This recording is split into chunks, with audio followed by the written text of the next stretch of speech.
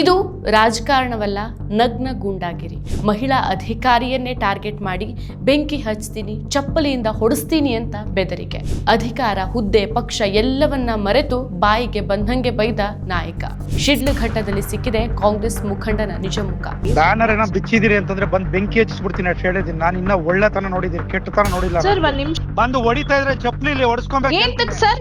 ಯಾಕೆ ತಿಳ್ಕೊಂಡ್ರೆ ಮನುಷ್ಯ ಅಲ್ಲ ಹೇಳಿರ್ತೀನಿ. ಈಗ ಎಲ್ಲ ಕರ್ಕೊಂಡ್ ಅನ್ನ ಮುಗು ನಾಳೆ ಬಿಟ್ಟು ಓಡ್ಬಿಡ್ಬೇಕು ತಾಲೂಕಾ ಕೆಲಸ. ಸರ್ ನೋಡಿ ಅವರು ಫಸ್ಟ್. ನಮಸ್ಕಾರ, ಈ ದಿನಕ್ಕೆ ಸ್ವಾಗತ. ನಾನು GM ಪವಿತ್ರ. ರಾಜಕಾರಣಿಗಳು ನಾಯಕರು ಅಥವಾ ಪುಡಿ ರೌಡಿಗಳು? ಇದು ಕೇವಲ ಒಂದು ಪ್ರಶ್ನೆಯಲ್ಲ, ಇದು ನಮ್ಮ ರಾಜಕೀಯ ವ್ಯವಸ್ಥೆಯ ಹಲವು ಚರ್ಚೆಗಳನ್ನು ಪ್ರಶ್ನಿಸುವಂಥ ದೊಡ್ಡ ವಿಷಯ. ಕರ್ನಾಟಕದಲ್ಲಿ ಇತ್ತೀಚಿನ ಘಟನೆಗಳು ಈ ಪ್ರಶ್ನೆಯನ್ನು ಕೇಳುವಂತೆ ಮಾಡಿದೆ. ಅಧಿಕಾರದ ಮದದಲ್ಲಿ ಈ ನಾಯಕರು ಮಹಿಳಾ ಅಧಿಕಾರಿಗಳು ಮತ್ತು ಸಹ ರಾಜಕಾರಣಿಗಳ ವಿರುದ್ಧ ಅಸಭ್ಯ ಮಾತುಗಳನ್ನು ಬಳಸಿ ಧಮಕಿ ಹಾಕಿ ರೌಡಿಸಂ ಮಾಡ್ತಿದ್ದಾರೆ. ಮೊದಲು ನಾವು ಮಾತಾಡೋದು ಇತ್ತೀಚಿನ ವೈರಲ್ ಘಟನೆ ಬಗ್ಗೆ. ಚಿಕ್ಕಬಳ್ಳಾಪುರ ಜಿಲ್ಲೆಯ ಶಿಡ್ಲಘಟ್ಟದಲ್ಲಿ ಕಾಂಗ್ರೆಸ್ ಮುಖಂಡ ರಾಜೀವ್ ಗೌಡ ನಗರಸಭೆ ಆಯುಕ್ತೆ ಅಮೃತಾ ಗೌಡ ಅವರನ್ನ ಬಾಯಿಗೆ ಬಂದಂತೆ ಬೈದಿದ್ದಾರೆ. ಕಾರಣ ಏನು? ಸಚಿವ ಜಮೀರ್ ಅಹಮದ್ ಅವರ ಮಗ ಜೈದ್ ಖಾನ್ ನಟನೆಯ ಸಿನಿಮಾ ಪ್ರಮೋಷನ್ ಬ್ಯಾನರ್ಸ್ಗಳನ್ನು ಹಾಕಿದ್ರು. ಅದರಲ್ಲಿ ಸಿಕ್ಕಿದ್ದೇ ಚಾನ್ಸ್ ಅಂತ ಈತ ತನ್ನ ಫೋಟೋವನ್ನು ಸೇರಿಸಿ ಬ್ಯಾನರ್ ಹಾಕಿಸ್ಕೊಂಡಿದ್ದ. ಸೊ ಆ ಬ್ಯಾನರ್ ಅಪಘಾತಕ್ಕೆ ಕಾರಣ ಆಗ್ತಿದೆ ಅಂತ ಸಾರ್ವಜನಿಕರಿಂದ ದೂರು ಬಂದ ನಂತರ ರಸ್ತೆ ಮಧ್ಯದಲ್ಲಿ ಹಾಕಿದಂಥ ಬ್ಯಾನರ್ ಅನ್ನ ಅಮೃತಾ ಗೌಡ ಅವರು ತೆರವು ಮಾಡಿದ್ರು. ಈ ಬಗ್ಗೆ ಆಯುಕ್ತೆ ಅಮೃತಾ ಗೌಡ ಸ್ಪಷ್ಟನೆ ನೀಡಿದ್ರೂ ಸಹ ಅದನ್ನ ಕೇಳಿಸ್ಕೊಳ್ಳುವಂತಹ ಗೋಜಿಗೆ ಈತ ಹೋಗಿಲ್ಲ. ಅಧಿಕಾರಿ ಮುಂದೆ ತನ್ನ ಪೌರುಷ ತೋರಿಸೋಕೆ ರಾಜೀವ್ ಗೌಡ ಅಧಿಕಾರಿಗೆ ಫೋನ್ ಮಾಡಿ ಬೆಂಕಿ ಹಚ್ತೇನೆ, ಚಪ್ಪಲಿಯಿಂದ ಹೊಡಿತೇನೆ, ನಿನ್ನನ್ನು ಟ್ರಾನ್ಸ್ಫರ್ ಮಾಡಿಸ್ತೇನೆ ಅಂತ ಧಮಕಿ ಹಾಕಿದ್ದಾನೆ. ಅಷ್ಟೇ ಅಲ್ಲ, ಅವಾಚ್ಯ ಶಬ್ದಗಳು, ಕೊಳಕು ಮಾತುಗಳ ಆಡಿಯೋ ಒಂದು ವೈರಲ್ ಆಗಿದೆ. ಹಲೋ ಮೇಡಮ್, ಅದು ಬ್ಯಾನರ್ ಬಿಚ್ಚಕ್ಕೆ ಹೇಳಿದ್ರ? ಇಲ್ಲ ಸರ್, ಅದು ಒಂದ್ ಬ್ಯಾನರು ಆ ರೋಡ್ ಕೋಟೆದಲ್ಲಿ ಮಧ್ಯದಲ್ಲಿ ಹಾಕ್ಬಿಟ್ಟಿದ್ರಂತೆ. ಅದೇನೋ ಗಾಡಿಗಳಿಗೆ ಗುದ್ಕೊಂಡು ಹೋಗ್ಬಿಟ್ಟಿದ್ದಾರೆ. ಅವ್ರು ಯಾರೋ ಪಬ್ಲಿಕ್ ಕಂಪ್ಲೇಂಟ್ ಮಾಡ್ತಾ ಇದ್ರು ಅಂದ್ಬಿಟ್ಟು ನಾನು ಅಪ್ಸರ್ ಅವ್ರಿಗೆ ಹೇಳಿದ್ದೆ, ಸರ್ ಒಂಚೂರು ಸೈಡ್ ಅಲ್ಲಿ ಕಟ್ಕೊಳಕ್ ಹೇಳಿ. ಬ್ಯಾನರ್ ಏನೋ ಬಿಚ್ಚಿದಿರಿ ಅಂತಂದ್ರೆ ಬಂದು ಬೆಂಕಿ ಹಚ್ಚಿಸ್ಬಿಡ್ತೀನಿ ಅಂತ ಹೇಳಿದೀನಿ. ನಾನು ಇನ್ನ ಒಳ್ಳೆತನ ನೋಡಿದೀನಿ, ಕೆಟ್ಟತನ ನೋಡಿಲ್ಲ. ಸರ್ ಒಂದ್ ನಿಮಿಷ, ಬ್ಯಾನರ್ ಬಿಚ್ಬಿಟ್ಟದು ಆಫೀಸ್ ಅಲ್ಲಿ ಇದೆ ಸರ್. ಅದನ್ನ ಮಧ್ಯದಲ್ಲೆಲ್ಲ ಕಟ್ಟಿದ್ದಾರೆ, ಆಕ್ಸಿಡೆಂಟ್ ಆಗಿದೆ ಅಂತೆ. ತರ ತಿಳ್ಕೊಂಬೇಡಿ ನನ್ಗೆ. ಸರ್ ಒಂದ್ ನಿಮಿಷ ಕೇಳಿ, ಅದು ಆಕ್ಸಿಡೆಂಟ್ ಆಗಿದೆ ಸರ್. ಪಬ್ಲಿಕ್ ಇಂದ ಕಂಪ್ಲೇಂಟ್ ಬಂದಿದೆ. ಕಂಪ್ಲೇಂಟ್ ಬಂದ್ರೆ ಬ್ಯಾನರ್ ಹೆಂಗ್ ಕೀಳ್ತೀರಿ? ಬ್ಯಾನರ್ ಕಿತ್ತಿಲ್ಲ ಸರ್, ತೆಗ್ಬಿಟ್ಟು ಅದು ಆಫೀಸ್ ಅಲ್ಲಿ ಇಟ್ಟಿದ್ದಾರೆ. ನಾನ್ ಬೆಳಗ್ಗೆ ಯಾವನ್ ಬಿಚ್ಚಿದ ಅವ್ನ ನಮ್ಮ ಸರಿ, ಅವ್ನ ನಮ್ಮನ್ ಇಲ್ಲ ಅಂದ್ರೆ ನೋಡ್ತೀನಿ ನಾನು ಏನು ಅಂತ ಆಮೇಲೆ ತಂದೀಗ.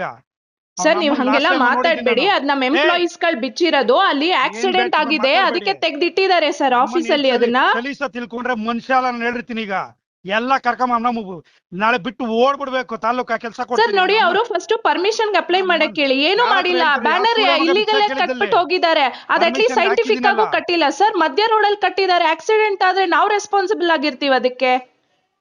ಲಾಸ್ಟ್ ಟೈಮ್ ಹಂಗೆ ಅಲ್ಲಿ ಕಟ್ಟಿದ್ ಬ್ಯಾನರ್ ಬಿಚ್ಚ MLA ಬ್ಯಾನರ್ ಕಟ್ಸಿದೀನಿ. ನೀನು ಈಗ ಹೇಳ್ತಾ ಇದೀನಿ, ಒಳ್ಳೆ ತರವಾಗಿದ್ರೆ ಸರಿ. ಏನಿಲ್ಲ ಡಿಫರೆನ್ಸ್ ಮಾಡ್ರೆ ಅವ್ನ ನಮ್ಮನ್ ಬೆಳಗ್ಗೆಯಿಂದ ಒಂದ್ ಸೆಕೆಂಡ್ ಕೆಲಸ ಮಾಡಕ್ಕಾಗಲ್ಲ. ನೋಡಿ ಸರ್, ನೀವು ಕರೆಕ್ಟ್ ಆಗಿ ಮಾತಾಡಿ ಸರ್. ಇಲ್ಲಿ ಎಂಪ್ಲಾಯೀಸ್ ಗಳ ಮೇಲೆ ಬೈಬೇಡಿ. Everybody has a responsibility. ನೀವು ಅಲ್ಲಿ ಅವ್ರಿಗೆ ಫಸ್ಟ್ ಆಫ್ ಆಲ್ ಅವ್ರ ಪರ್ಮಿಷನ್ ಕೊಟ್ಟೆ, ಅದು ತಗೊಂಡೇ ಇಲ್ಲ. ಅವರು ಕಟ್ಟಿದಾರಲ್ಲ, ಪರ್ಮಿಷನ್ ಕೊಟ್ಟಿದಾರಲ್ಲ. ಯಾರು ಕೊಟ್ಟಿದ್ದಾರೆ ಸರ್? ಅಪ್ಲಿಕೇಶನ್ ಲೆಟರ್ ಕೊಟ್ಟಿಲ್ಲ, ಮಧ್ಯದಲ್ಲಿ ಕಟ್ಟಿದ್ದಾರೆ. ಆಕ್ಸಿಡೆಂಟ್ ಆಗಿದೆ, ವಿ ಆರ್ ರೆಸ್ಪಾನ್ಸಿಬಲ್. ಏನಾದ್ರು ಆಯ್ತು ಅಂದ್ರೆ ನಮ್ಮವ್ರು ಜೈಲ್ಗೆ ಹೋಗ್ತಾರೆ ಸ್ಟಾಫ್ಸ್ ಗಳು. ಇರೋದ್ ರೆಸ್ಪಾನ್ಸಿಬಿಲಿಟಿ ತಗೊಳ್ಳಿ. ಅಲ್ಲಿ ಬೆಳಿಗ್ಗೆ ಬಂದ್ ಎಲ್ಲಾ ಕೌನ್ಸಿಲ್ ಎಬ್ಬರ್ಸ್ತೀನಿ ಜನನಲ್ಲಿ. ಬಂದು ಹೊಡಿತಾ ಇದ್ರೆ ಚಪ್ಪಲಿ ಹೊಡಿಸ್ಕೊಬೇಕು ಸರ್. ಯಾಕೆ ಮಾಡ್ತಾರೆ? ಅಟ್ಲೀಸ್ಟ್ ಕಟ್ಬೇಕಾದ್ರೆ ಕೇಳ್ಬೇಕಲ್ವಾ? ಸರ್ಕಲ್ ಮಿಡಲ್ ಅಲ್ಲಿ ಕಟ್ಟಿದ್ರೆ ಯಾರು ರೆಸ್ಪಾನ್ಸಿಬಿಲಿಟಿ ತಗೋತಾರೆ? ಅದನ್ನ ರೆಸ್ಪಾನ್ಸಿಬಿಲಿಟಿ ಇದೆಯಾ ನಿಮ್ಗೆ? ಎಲ್ಲ 31 ವಾರ್ಡ್ ಏನೇನು ಸಮಸ್ಯೆಗಳಿದೆ, ಬೆಳಗ್ಗೆ ಎಲ್ಲಾ ವಾರ್ಡಿಂದ ಎಬ್ಬರ್ಸ್ತೀನಿ ದಂಗೆನ. ಬಂದು ಹೊಡಿತಾ ಇದ್ರೆ ಚಪ್ಪಲಿಲಿ ಹೆಂಗಿರುತ್ತೆ ಅಂತ ತೋರಿಸ್ತೀನಿ ಏನು ಅಂತ ಮನುಷ್ಯ. ಆಮೇಲೆ ಅಮೃತಾ ಗೌಡ ಅವರು ಪೊಲೀಸ್ ಕಂಪ್ಲೇಂಟ್ ಕೊಟ್ಟಿದ್ದಾರೆ. ಮುನ್ಸಿಪಲ್ ಸಿಬ್ಬಂದಿ ಪ್ರೊಟೆಸ್ಟ್ ಕೂಡ ಮಾಡಿದ್ದಾರೆ. ಸೊ ಇದು ಮೊದಲನೇ ಬಾರಿ ಏನು ಅಲ್ವೇ ಅಲ್ಲ. ಕಳೆದ ನವೆಂಬರ್ 24ಕ್ಕೆ ಶಿಡ್ಲಘಟ್ಟದಲ್ಲಿ CM ಕಾರ್ಯಕ್ರಮದ ವೇಳೆಯೂ ಸಹ ರಾಜೀವ್ ಗೌಡ ಅಮೃತಾ ಗೌಡ ವಿರುದ್ಧ ಸಿಟ್ಟಾಗಿದ್ರು. ಹಿರಿಯ ನಾಯಕರು ಮಧ್ಯಪ್ರವೇಶಿಸಿ ಸಂಧಾನವನ್ನೂ ಮಾಡಿದ್ರು. ಆದರೆ ಮತ್ತೆ ಅದೇ ಮಹಿಳಾ ಅಧಿಕಾರಿಯನ್ನ ಟಾರ್ಗೆಟ್ ಮಾಡಿದ್ದಾನೆ ಈತ. ಸೊ ಇದು ಅಧಿಕಾರದ ದುರಹಂಕಾರ ಅಲ್ಲದೆ ಇನ್ನೇನಾಗೋಕ್ ಸಾಧ್ಯ? ರಾಜೀವ್ ಗೌಡ ಶಿಡ್ಲಘಟ್ಟ ಅಸೆಂಬ್ಲಿ ಚುನಾವಣೆಯಲ್ಲಿ ಸೋತಂತ ಅಭ್ಯರ್ಥಿ. ಅಧಿಕಾರ ಇದೆ ಅಂತ ಏನ್ ಬೇಕಾದ್ರೂ ಮಾಡಬಹುದು ಅನ್ನೋ ಥಿಂಕಿಂಗ್ ಅವನದ್ದಿರಬಹುದು. ಅಮೃತಾ ಗೌಡ ಅವರು ಕಣ್ಣೀರ್ ಹಾಕಿ ಮಾತಾಡಿದ್ದಾರೆ, ನಾನು ಕರ್ತವ್ಯ ನಿರ್ವಹಿಸಿದ್ದೇನೆ, ಆದ್ರೆ ಇಂಥ ಧಮಕಿ ಬರುತ್ತೆ ಅಂತ. ಈಗ ನೋಡಿ, ಇದು ಕೇವಲ ಕಾಂಗ್ರೆಸ್ಗೆ ಸೀಮಿತ ಆಗಿಲ್ಲ, ಬಿಜೆಪಿಯಲ್ಲೂ ಇದೇ ರೀತಿ ಘಟನೆಗಳಿದೆ. ನಿಮ್ಗೆ ನೆನಪಿರಬಹುದು, ಜುಲೈ 2025ರಲ್ಲಿ ಬಿಜೆಪಿ MLC ಎನ್ ರವಿಕುಮಾರ್ ಅವರು ರಾಜ್ಯ ಮುಖ್ಯ ಕಾರ್ಯದರ್ಶಿ ಶಾಲಿನಿ ರಜನೀಶ್ ಅವರ ಬಗ್ಗೆ ಅಸಭ್ಯ ರಿಮಾರ್ಕ್ಸ್ ಮಾಡಿದ್ರು. ಅವರು ಹಗಲು ಸರ್ಕಾರ ಕೆಲಸ ಮಾಡ್ತಾರೆ, ರಾತ್ರಿ CMಗೆ ಅಂತ ವಲ್ಗರ್ ಮೀನಿಂಗ್ ಅಲ್ಲಿ ಮಾತಾಡಿದ್ರು. ಇದು ದೊಡ್ಡ ವಿವಾದ ಸೃಷ್ಟಿಸಿದ್ದು. ಮಹಿಳಾ ಆಯೋಗದಿಂದ ಕಂಪ್ಲೇಂಟ್, ಪೊಲೀಸ್ ಕೇಸ್ ಫೈಲ್ ಆಯಿತು. ಕೊನೆಗೆ ಹೈಕೋರ್ಟ್ ಸ್ಟೇ ಕೊಡುತ್ತೆ. ಇದು ಬಿಜೆಪಿ ನಾಯಕರ ಪ್ಯಾಟರ್ನ್ ಅಂತ ಕಾಂಗ್ರೆಸ್ ಆರೋಪಿಸಿದ್ರು. ಆದರೆ ಕಾಂಗ್ರೆಸ್ನಲ್ಲೂ ಇಂಥ ನೀಚ ಮನಸ್ಥಿತಿ ಜನ ಇದ್ದಾರೆ. ಇನ್ನು ಮತ್ತೊಂದು ಘಟನೆ, ಬಿಜೆಪಿ MLC CT ರವಿ ಅವರು ಸಚಿವೆ ಲಕ್ಷ್ಮೀ ಹೆಬ್ಬಾಳ್ಕರ್ ಅವರ ವಿರುದ್ಧ ಅಸಭ್ಯ ಪದ ಬಳಸಿದ್ರು. 2024ರ ಡಿಸೆಂಬರ್ನಲ್ಲಿ ಸುವರ್ಣಸೌಧದಲ್ಲಿ ನಡೆದಂತ ಚರ್ಚೆಯಲ್ಲಿ CT ರವಿ ಅವರು ಪ್ರಾಸ್ಟಿಟ್ಯೂಟ್ ಪದವನ್ನ 4 ಬಾರಿ ಹೇಳಿದ್ರು. ಹೆಬ್ಬಾಳ್ಕರ್ ಅವರು ಶಾಕ್ ಆಗಿ ಕಣ್ಣೀರು ಹಾಕಿ ಮಾತಾಡಿದ್ರು. ಪಕ್ಷ ಬೇರೆ ಬೇರೆ, ಆದ್ರೆ ಮನಸ್ಥಿತಿ ಒಂದೇ. ಮಹಿಳೆಯರ ಬಗ್ಗೆ, ಅಧಿಕಾರಿಗಳ ಬಗ್ಗೆ ಸಂವಿಧಾನಬದ್ಧ ಗೌರವವೂ ಇಲ್ಲ. ಈಗ ಮುಖ್ಯ ಪ್ರಶ್ನೆ ಬರೋದು, ಇವರು ರಾಜಕಾರಣಿಗಳು ಅಥವಾ ಪುಡಿ ರೌಡಿಗಳು? ನೋಡಿ, ರಾಜಕಾರಣಿಗಳು ಜನರ ಸೇವಕರು ಅಂತ ನಾವು ಭಾವಿಸ್ತೇವೆ. ಆದರೆ ಇಲ್ಲಿ ಅಧಿಕಾರದ ಮದದಲ್ಲಿ ಮಹಿಳೆಯರ ವಿರುದ್ಧ ಅಸಭ್ಯ ಮಾತುಗಳು, ಧಮಕಿಗಳು, ಇದು ರೌಡಿಸಮ್ ಅಲ್ಲದೆ ಮತ್ತಿನ್ನೇನಾಗೋಕ್ಕೆ ಸಾಧ್ಯ? ಕಾಂಗ್ರೆಸ್ ಬಿಜೆಪಿ ಎರಡೂ ಪಾರ್ಟಿಗಳಲ್ಲೂ ಸಹ ಇದು ನಡೆಯುತ್ತೆ. ಇದು ಕರ್ನಾಟಕದ ರಾಜಕೀಯದಲ್ಲಿ ಒಂದು ಪ್ಯಾಟರ್ನ್ ರೀತಿ ಆಗೋಗ್ಬಿಟ್ಟಿದೆ. ಇನ್ನು ಕಾನೂನುಗಳಿದೆ. ಭಾರತೀಯ ನ್ಯಾಯ ಸಂಹಿತೆ ಸೆಕ್ಷನ್ 99 ಇದು ಮಹಿಳೆಯರ ಮಾನಹಾನಿ, 132 ಇದು ಪಬ್ಲಿಕ್ ಸರ್ವೆಂಟ್ ಡ್ಯೂಟಿ ಡಿಸ್ಟರ್ಬ್ ಮಾಡಿದ್ದಕ್ಕೆ ಇತ್ಯಾದಿಗಳನ್ನು ಬಳಸಿ ಕೇಸ್ ಫೈಲ್ ಆಗುತ್ತೆ. ಆದರೆ ಅವರು ಬುದ್ಧಿ ಕಲಿತಾರಾ?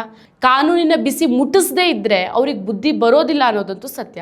ಸೊ ವಿಶ್ಲೇಷಣೆ ಮಾಡಿ ನೋಡಿ, ಇಂಥ ನಾಯಕರು ಅಧಿಕಾರದ ದುರಹಂಕಾರದಿಂದ ಹೀಗೆ ಮಾತಾಡ್ತಾರೆ. ಜನರು ವೋಟ್ ಹಾಕಿ ಆಯ್ಕೆ ಮಾಡಿದ ನಾಯಕರು ಜನರ ಸೇವೆಗೆ ಬದಲು ತಮ್ಮ ಅಧಿಕಾರದ ದಾಹಕ್ಕೆ ಅದನ್ನು ಬಳಸ್ಕೊಳ್ತಿದ್ದಾರೆ. ಜನರಿಂದ ಮತ ಪಡೆದು ಅಧಿಕಾರಕ್ಕೆ ಬಂದವರು ಕಾನೂನಿಗಿಂತ ಮೇಲಲ್ಲ. ಮಹಿಳೆಯರ ಮೇಲೆ ದರ್ಪ ತೋರಿಸೋದು ಶೌರ್ಯ ಅಲ್ಲ, ಅದು ಅಸಹಾಯಕರ ದುರಹಂಕಾರದ ಪ್ರತಿರೂಪ. ಮಹಿಳೆಯರ ವಿರುದ್ಧನೇ ಇದು ಹೆಚ್ಚಿದೆ, ಜೆಂಡರ್ ಬಯಾಸ್. ಸೊ ಎಲ್ಲ ಪಾರ್ಟಿಗಳು ಇದನ್ನು ಖಂಡಿಸಿದ್ರೂ ಸಹ ಆ್ಯಕ್ಷನ್ ಕಡಿಮೆನೇ ಇದೆ. ಇದು ನಮ್ಮ ಸಮಾಜದ ಮೇಲೆ ಪರಿಣಾಮ ಬೀರುತ್ತೆ. ಯುವಕರು ಇದನ್ನೇ ನೋಡಿ ಕಲಿತಾರೆ. ನಾವು ಬದಲಾವಣೆಯನ್ನು ಬಯಸಬೇಕು, ಕಾನೂನು ಕಟ್ಟುನಿಟ್ಟಾಗಿ ಜಾರಿ ಮಾಡಿ ಪಾರ್ಟಿಗಳು ಇಂಥ ನಾಯಕರನ್ನ ಸಸ್ಪೆಂಡ್ ಮಾಡಿ ಬಿಸಾಕ್ಬಿಡಬೇಕು. ನಿಮ್ಮ ಅಭಿಪ್ರಾಯ ಏನು? ರಾಜಕಾರಣಿಗಳು ರೌಡಿಗಳಾಗ್ತಿದ್ದಾರಾ?